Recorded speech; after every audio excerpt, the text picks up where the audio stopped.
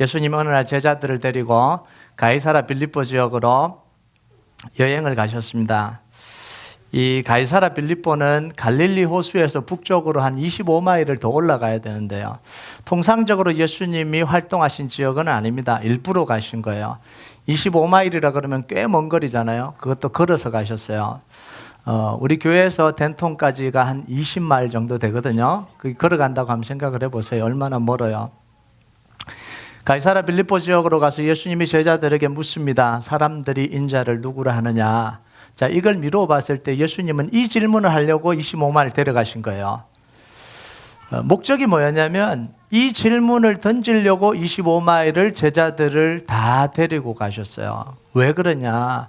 그건 오늘 설명하기가 좀 힘듭니다. 오늘은 설교가 짧아야 되니까 다음에 좀 구체적으로 설명을 하도록 하겠습니다. 예수님이 이 질문을 제자들에게 하셨을 때가 언제냐면 예수님이 공생의 3년 동안 초반부가 아니고 후반부예요. 이제 이 질문을 하고 예수님은 십자가를 준비하시면서 계속 이제 십자가 길로 가시게 됩니다. 자, 그러니까 각종 병자를 고치시고 귀신을 쫓아내고 죽은 자를 살리시고 떡과 물고기로 5,000명도 먹이고 4,000명도 먹였던 기적들을 사람들은 다 본 상태예요. 예수님이 유명해진 상태입니다. 그래서 사람들이 예수님에 대해서 뭐라고 이야기를 하냐면 세례 요한입니다. 엘리야입니다. 에레미야입니다. 선지자들 중에 한 사람이 다시 살아난 겁니다. 이게 다 죽었던 사람이거든요. 다시 살아난 거예요. 이렇게 이야기를 하는 거예요. 예수님이 얼마나 놀라운 능력을 행했으면 이렇게 이야기를 하겠어요. 지금 사람들은 예수님께 최고의 칭송을 돌리고 있는 거예요. 이스라엘 사람들 중에 물어서 이렇게 대답한 나올 사람이 없어요. 가장 유명한 선지자들을 빗대서 예수님이 이런 분입니다. 이렇게 사람들은 지금 칭송해 주고 있는 거예요. 보통 사람들 같았으면 이런 대답과 이런 칭찬을 들으면 기분이 좋았을 거예요. 자, 그런데 예수님은 그 모든 말들이 만족하지 않아요. 만족스러운 대답이 아니에요. 왜냐하면 예수님 자신이 가르치려고 하는 모습과 예수님이 자신이 보여준 모습과는 너무나 다른 대답을 하거든요, 사람들이. 예수님은 3년 동안 사역을 하시면서 하나님 나라의 복음을 전파하시고 말씀을 가르치시고 제사함과 구원을 선포를 하셨어요. 그런데 사람들은 예수님이 전한 메시지를 그대로 받아들이고 그대로 기억하고 그대로 이야기를 하는 게 아니라 엉뚱한 이야기를 하고 있다는 거예요. 예수님이 의도하신 이야기와는 전혀 다른 이야기들을 지금 내뱉고 있는 거예요. 병 고치고 귀신이 쫓겨나고 죽었던 사람이 살아나고 떡 먹은 기억만 기억하고 있더라는 거예요. 그러면서 예수님을 위대한 사람이다 이렇게 이야기를 한 거예요. 예수님이 가시는 곳마다 많은 사람들이 따라다녔습니다. 환호성을 질렀어요. 예수님이 하시는 일에 정말 놀랐습니다. 정말 대단한 사람이 나타났다고 이야기를 했습니다. 병 고침 받기도 했고요. 떡을 얻어먹기도 했고요. 제자가 되고 싶은 사람들도 있었습니다. 그런데 수많은 사람들이 예수님 내가 제자가 되겠어 따르겠습니다 하고 구름대처럼 몰려들었을 때 예수님이 그들에게 하신 이야기가 있어요. 그게 뭐냐면 요한복음 6장 26절에 한번 읽어볼까요? 같이 읽겠습니다. 시작.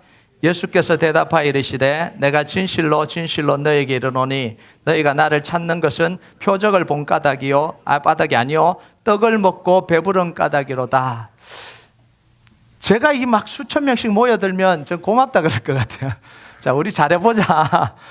열심히 하나님 나라를 위해서 우리 한번 살아보자 이럴 것 같은데 뭐라고 이야기를 해요? 너희가 나를 찾은 것은 표적을 본 까닭이 아니고 떡 먹어서 그렇다 이렇게 이야기해요. 지금 또 떡 달라고 왔냐 이런 이야기예요. 간단하게 하면 이런 겁니다. 너희들은 나에게 찾아온 건 믿음 때문도 아니고 구원 때문도 아니다. 이게 표적이라는 건 뭐냐면 예수님이 하나님의 아들 메시아됨을 나타내는 거 이걸 표적이라고 이야기를 해요. 그것 때문에 온 게 아니라는 거예요. 떡 먹었기 때문에 떡 달라고 지금 또 왔다 이런 이야기예요. 이 많은 사람들이요. 예수님이 제자가 되겠다고 하는 사람들도 원래 그 목적이 뭐냐면 떡 달라고 왔다 이런 이야기예요. 그때 예수님이 썩을 것을 양식을 위해서 살지 말고 하나님을 위해서 살아라 그러면서 진짜 복음에 대한 이야기를 시작하셨어요. 진리가 뭐냐에 대해서 이야기를 하셨어요. 복음이 뭐냐에 대해서 이야기하셨어요. 하나님 나라가 뭔지에 대해서 이야기를 하셨어요. 그러니까 사람들의 반응이 뭐냐면 어렵다. 떡 먹으러 왔는데 막 구원이 뭐고 진리가 뭐고 하나님 나라가 뭐고 그러니까 이 사람들이 듣고는 어렵다 이러고는 6장 66절에 뭐라고 이야기해요? 다 떠나버렸어요. 같이 한번 읽어볼까요? 시작. 그때부터 그의 제자 중에 많은 사람이 떠나가고 다시 그와 함께 다니지 아니하더라. 그러니까 제자들이 동요하기 시작했습니다. 이게 뭐지? 이 제자들이 보고 있다가 이 많은 사람들이 다 떠나는 게 왜 떠나지? 이게 뭐지? 그러니까 예수님이 한마디 던지세요. 뭐라고 던지십니까? 너희들도 떠나려고 그러냐? 이렇게 던져요. 그러니까 제자들이 뭐라 그러냐면 영생의 말씀이 여기 계시니 우리가 어디로 가오리까? 이렇게 고백을 해요. 자, 이 질문을 오늘 우리에게 한번 던져봅시다. 우리가 참 추수감사절을 맞이해서 감사해야 될 이유가 뭐죠? 우리가 인사했잖아요. 우리는 감사해야 될 이유가 있습니다. 이렇게 인사했는데 감사해야 될 이유가 뭐죠? 하나님 올해 수입이 늘어났어요. 할렐루야. 아기가 태어났어요. 문제가 해결됐어요. 남편이 가정으로 돌아왔네요. 남편이 예수 믿었어요. 가정이 하나님의 은혜로 회복이 됐어요. 집을 구입했어요. 10년 만에. 할렐루야. 새로운 기업을 주셨어요. 감사의 제목입니까? 맞아요. 이 감사의 제목입니다. 정말 감사한 일이죠. 특히 우리 교회는 지난 날 동안 하나님께서 지난 몇 년 동안 부어주신 은혜가 얼마나 감사해요. 자, 그런데 이것이 근본적인 감사의 이유는 될 수 없다라는 거예요. 자, 한번 생각을 해보세요. 올해 감사했어요. 내년에 수입이 줄어들었어요. 아기를 못 가졌어요. 자녀들이 속을 썩여요. 사업은 내르막길을 다니고 있어요. 10년 만에 산 집이 지탱하지 못하고 또 팔아야 돼요. 그럼 어떡하실 거예요? 그러면 추수감사절날 나와서 하는 뭘로 감사하실 거예요? 뭘로? 이 개 중에 믿음 좋은 분들이 좀 있어요. 그래도 감사해야지요. 이런 분들이 있어요. 믿음 좋은 분들이 있어요.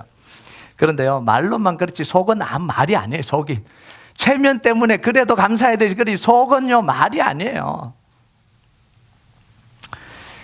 우리가 대부분 하는 감사의 내용이 뭐냐면 그래서 감사해요. 하나님 이렇게 해주셔서 감사해요. 10년 동안 기도한 거 응답해 주셔서 감사해요. 새로운 집 주셔서 감사해요. 잘 되게 해주셔서 감사해요. 제 어려운 문제 해결해 주셔서 감사해요. 다시 말하면 잘 됐기 때문에 그런 거예요. 그래도 감사는 참 힘들어요.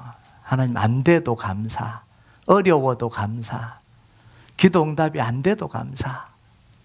목사라서, 장로라서, 권사라서, 집사라서 체면이 있어서 말은 못하지만 진심으로 감사가 안 되는 거예요. 감사합니다. 그러니까 속에는 부글부글 끓고 있는 거예요. 예배 때는 목사님이 감사하라 그러니까 감사합니다. 그랬다가 집에 가면 혼자 막 부글부글 끓는 거예요. 자, 그러면요, 우리가 뭘 감사해야 되냐는 거예요. 우리가 하나님께 드려야 될 근본적인 감사가 뭐냐는 거예요. 하나님께 받은 최고의 축복이 뭐냐는 거예요. 어떤 경우에도 흔들리지 않고 어떤 경우에도 빼앗기지 않을 이 복이 뭐냐는 거예요. 이 감사가 뭐냐는 거예요. 이게 중요한 거거든요. 그래서 감사를 넘어서 그래도 감사할 수 있는 그 힘이 어디서 나오냐는 거예요. 이제 우리는요, 하나님 그래도 감사합니다. 이 속이는 것 좀 버려야 돼요. 진짜 내 속에서 그래도 감사합니다. 그래도 속에서 부글부글 끓지 않아야 그게 진짜 감사예요. 속이 엉망이 아니어야 그게 진짜 감사잖아요. 오늘 말씀에서 예수님이 두 번째 질문 속에 그 해답이 들어있어요. 사람들의 대답이 만족스럽지 못했던 이 예수님이 제자들을 향해서 질문을 합니다. 그러면 너네는 나를 뭐라 그러냐? 이렇게 물어요. 너네는 3년 나 따라다녔지 않냐? 내가 나와 먹고 자고 전도하고 다 했지 않냐? 그러면 너네들은 나를 뭐라고 그러냐? 이렇게 물어요. 그때 베드로가 정말 중요한 대답을 합니다. 16절이죠. 뭐라고 이야기하죠? 주는 그리스도시요 살아계신 하나님의 아들입니다. 이렇게 대답을 해요. 이 대답이 예수님이 듣고 싶었던 대답이에요. 이 대답을 들으려고 25마일 제자들을 데리고 가신 거예요. 베드로의 대답을 들었던 예수님이 정말 상상치도 못한 말이 예수님 입에서 지금 쏟아져 나오기 시작합니다. 제자들이 기대하지 못했어요. 상상할 수 없는 이야기들이 지금 쏟아져 나오는데, 바요나 시몬아 내가 복이 있도다 이러고 네 가지를 이야기를 하십니다. 첫 번째는 이것을 알게 하는 건 주는 그리스도의 살아계신 하나님의 아들입니다 라고 고백하는 건 네 지식으로 아는 것도 아니고 혈육으로 아는 것도 아니고 하나님이 너에게 넣어준 그 말이다, 이렇게 이야기를 하는 거예요.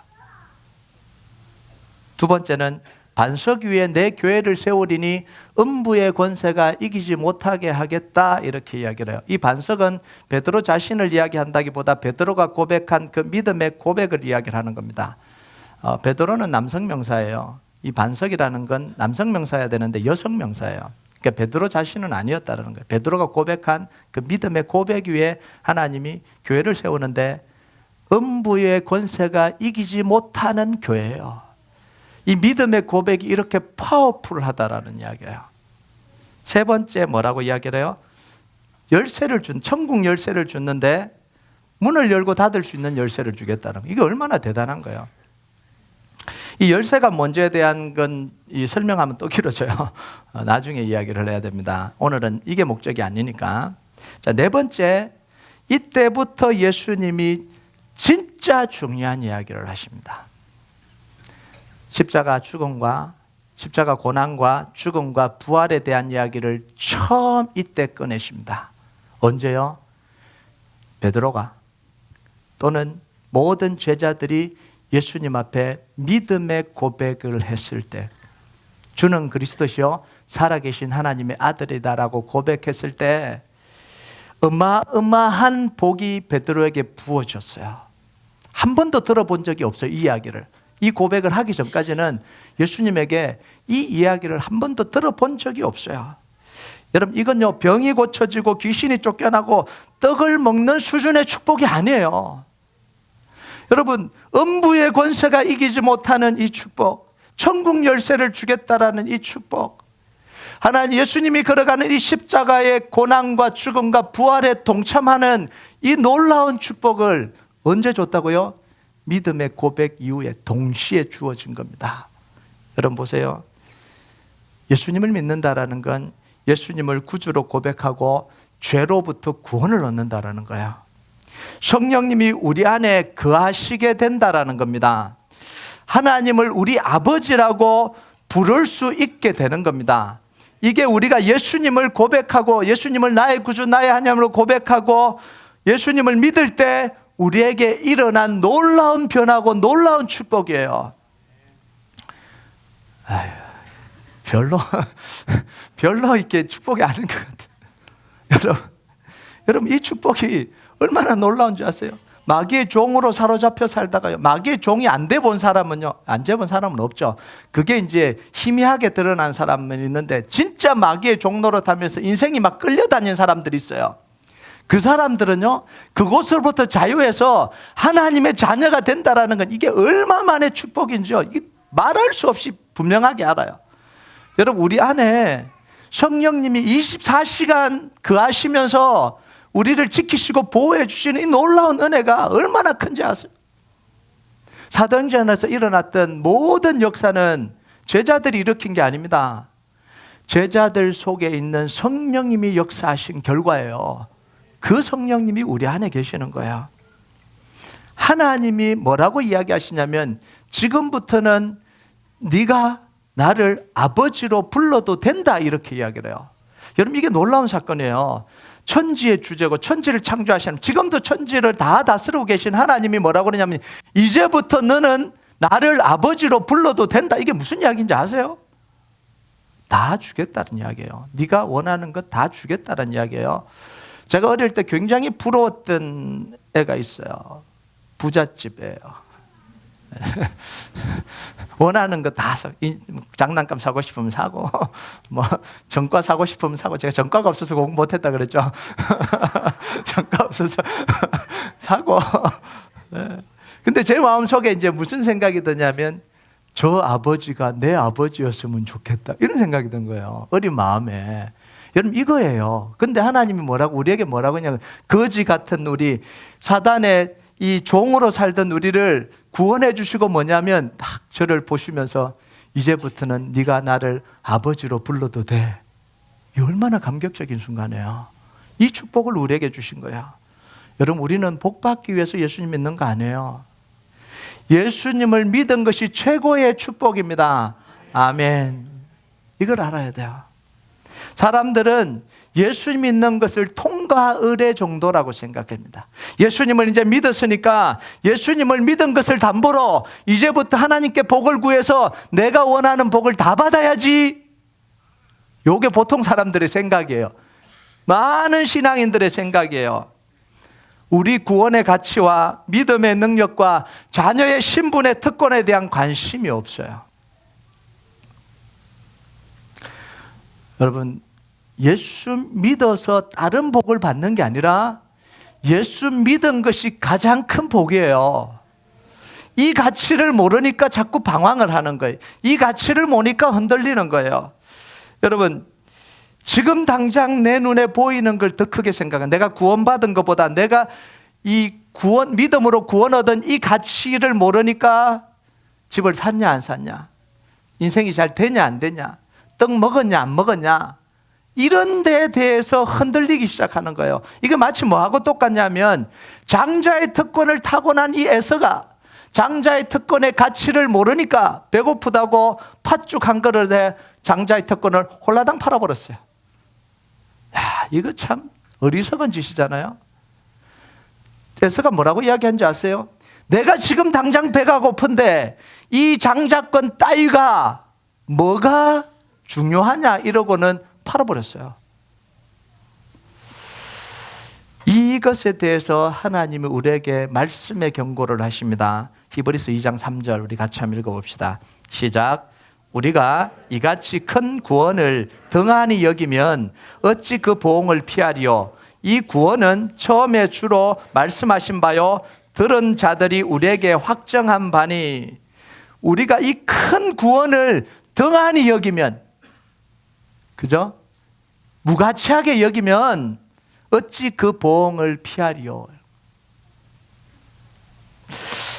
자, 우리가 받은 이 구원의 가치를 제대로 알지 못하면 믿음의 능력을 발휘할 수가 없어요. 정말 감사해야 될 때 감사를 못해요. 출애굽한 이스라엘 백성들의 모습을 한번 볼까요? 이스라엘 백성들이 진짜 감사해야 되는 게 뭐죠? 출애굽과 유월절이에요. 이게 감사의 제목이에요. 바로의 압제로부터 구원해 주시고 모든 장자를 죽이실 때 양피를 발라서 구원해 주신 거예요. 그리고 그 하나님의 구원의 손이 이스라엘 백성들과 늘 함께 하겠다고 구름 기둥과 불 기둥 성막을 딱 주시면서 이 구원의 역사를 이루어 주신 거예요. 이게 가장 큰 감사예요. 자, 그런데 이 구원의 감사를 가치 있게 안 여기니까 모든 삶에서 요동치잖아요.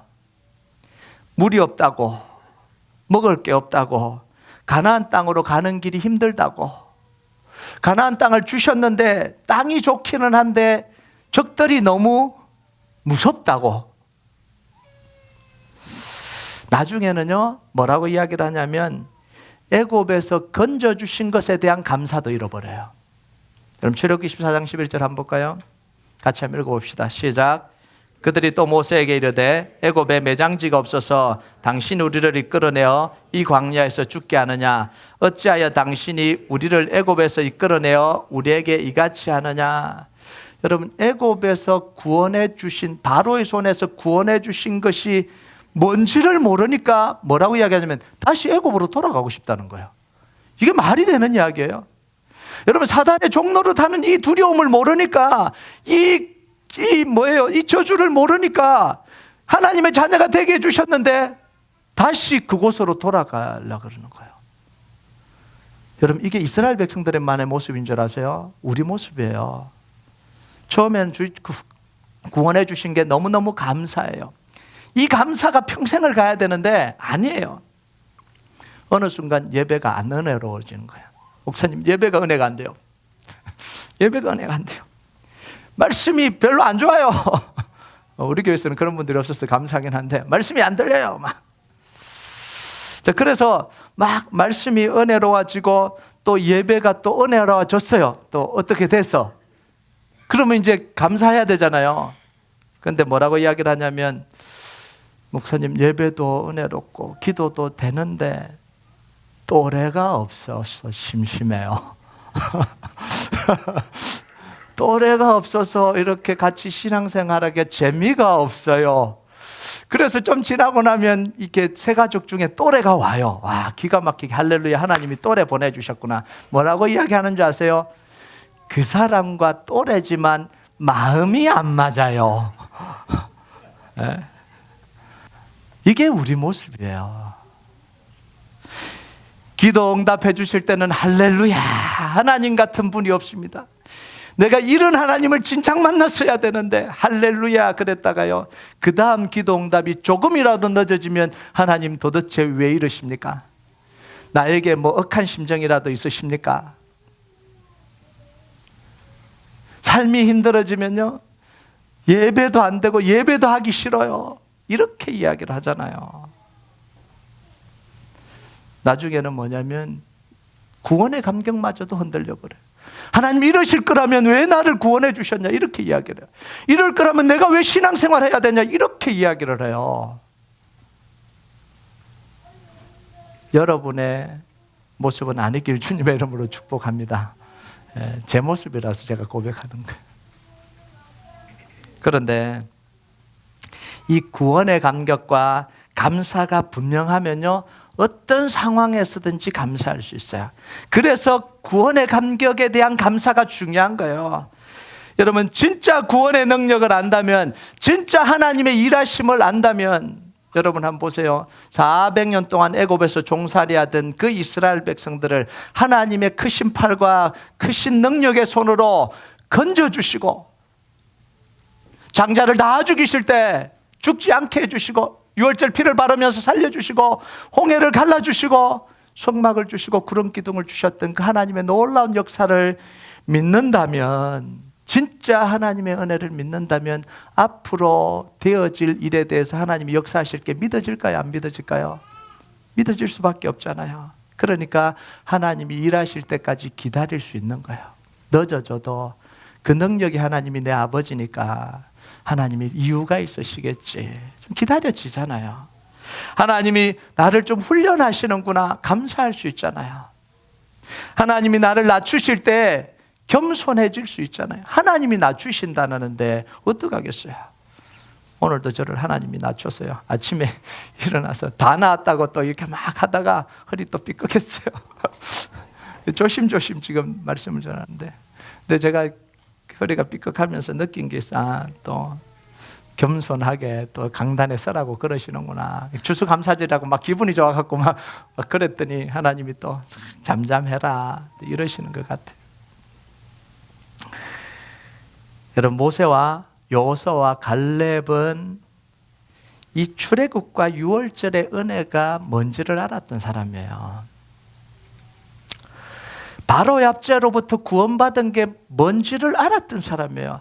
하나님이 왜 자기들을 구원해 주신지, 하나님의 능력의 손이 함께하는 게 뭔지를 정확하게 알았던 사람이에요. 그러니까 홍해 앞에서 뭐래요? 기도해요. 홍해가 갈라지도록 기도합니다.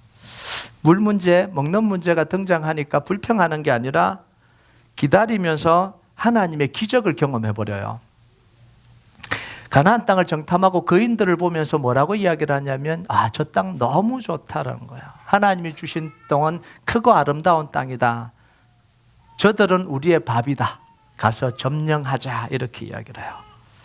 왜냐하면 하나님의 이 출애굽과 유월절의 구원 계획 속에 뭐까지 포함되어 있어요? 가나안 땅까지 포함되어 있는 거예요. 그러면 그 길을 걸어가는 동안 하나님이 지키시겠어요? 안 지키시겠어요? 지키시겠다고 구름 기둥, 불 기둥 다 주신 거잖아요. 지키시겠다고 성막 주신 거잖아요. 그걸 믿었던 거예요. 여러분, 믿음은 요행이 아닙니다.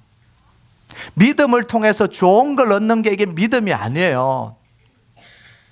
오늘날 기독교에서 믿음이 어떤 수준으로 작동하고 있냐면, 하나님 믿었으니까 축복해 주세요.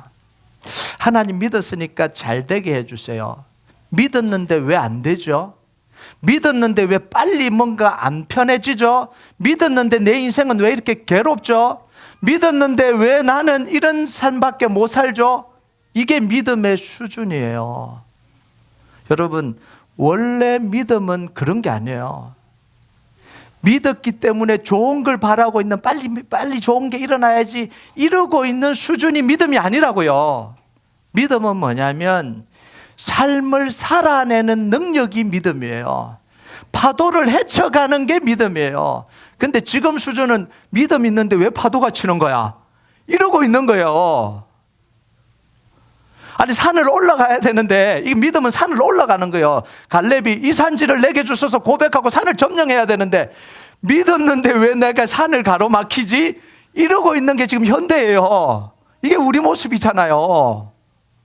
목사님, 제가 이렇게까지 기도했는데 왜 이런 일들이 일어나죠? 왜 힘들어지죠?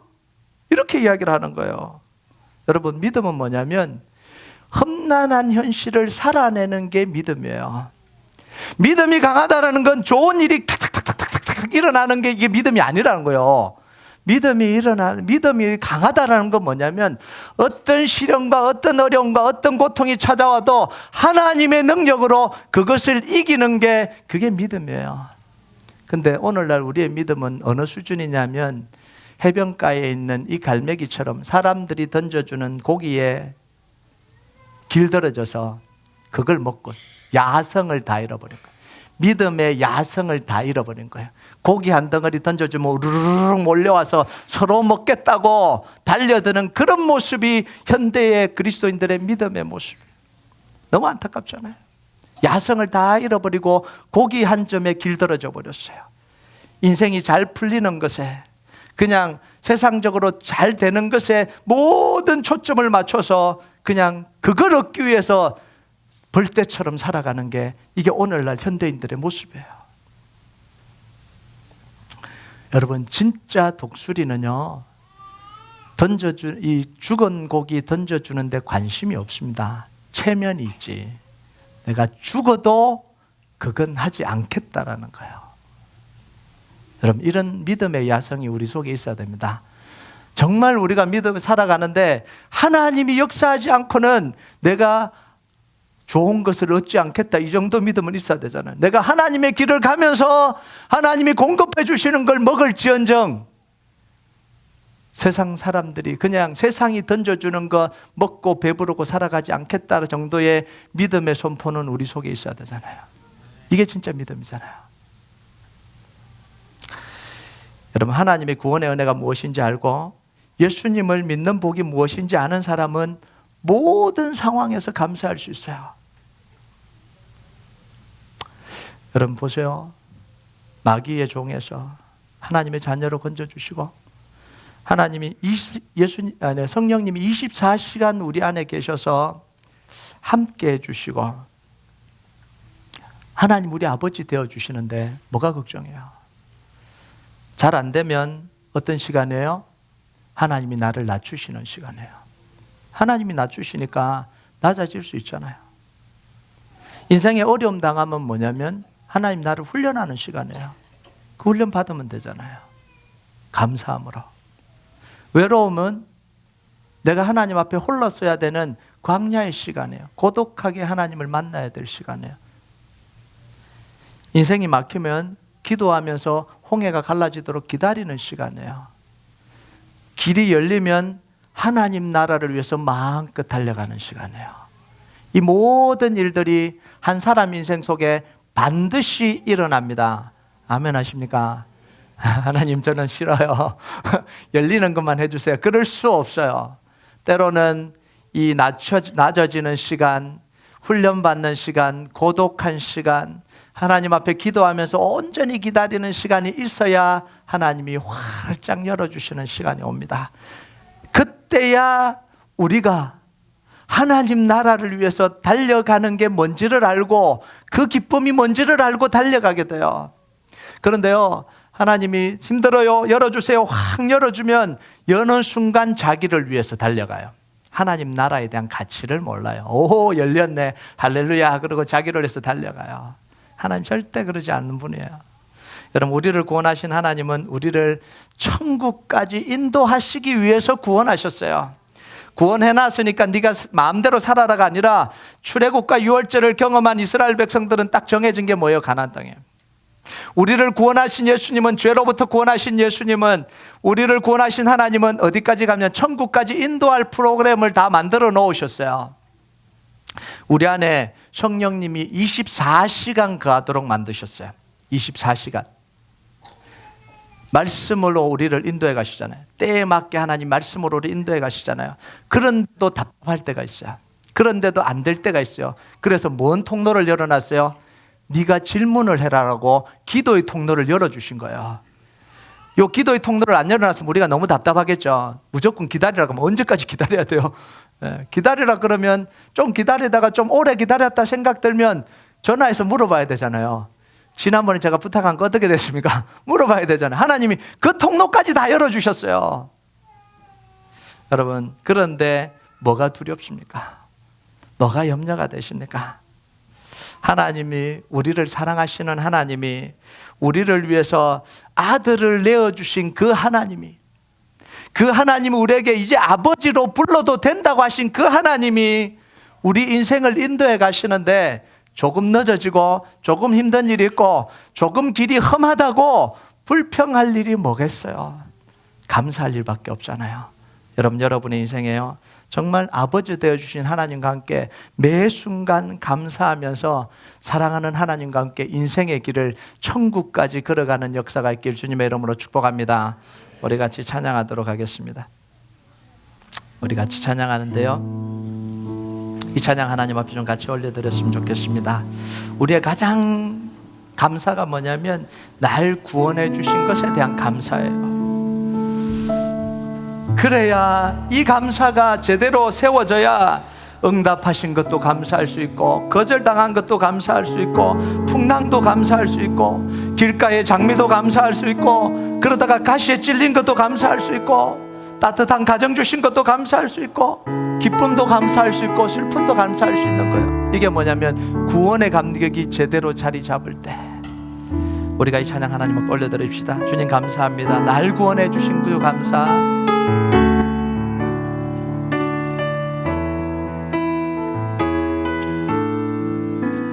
날 구원하신 주 감사, 모든 것 주신 감사, 지난 추억이 내 감사, 지난 추억이 내 감사, 주 내 곁에 계시네. 향기로운 봄철의 감사, 향기로운 봄철의 감사, 외로운 가을날 감사, 사라진 눈물도 감사, 나의 영혼 평안해. 응답하신 기도 감사, 응답하신 기도 감사, 거절하신 것 감사, 헤쳐나온 풍랑 감사, 모든 것 채우시네. 아픔과 기쁨도 감사, 절망 중위도 감사, 증량고 달은혜 감사, 크신 사랑 감사해. 장미꽃 감사, 길가에 장미꽃 감사, 장미와 시도 감사, 따스한 가정 주신 것 감사합니다. 따스한 가정 희망 주신 것 감사, 기쁨과 슬픔도 감사, 슬픔도 감사, 하늘 평안을 감사, 내일의 희망을 감사, 영원토록 감사해. 날 구원하신